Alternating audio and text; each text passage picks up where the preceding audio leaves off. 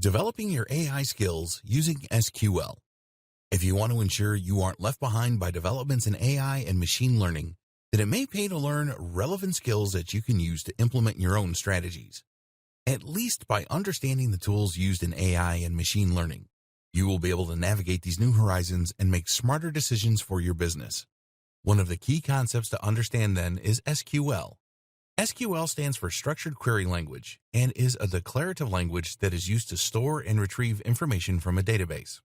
If that sounds like gobbledygook, it basically provides a set of commands you can use to manipulate large data sets.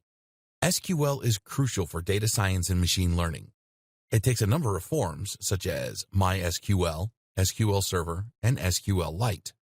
Each uses a slightly different dialect to achieve the same thing: interact with relational databases. Relational databases consist of numerous tables like you see in Excel, with columns and rows. So if you had a lot of visitors to your website, you might fill out their data across rows such as name, age, contact details, etc.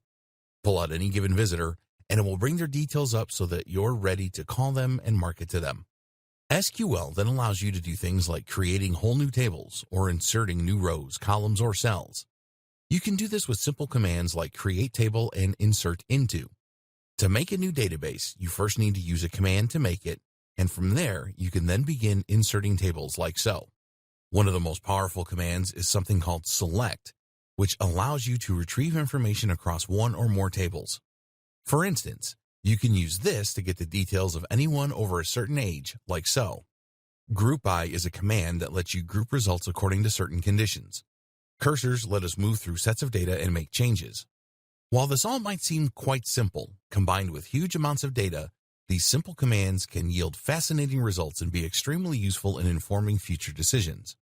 This is essential how machine learning works. And if you ever want to work as a data scientist to employ big data solutions or machine learning applications, this is what you will need to know.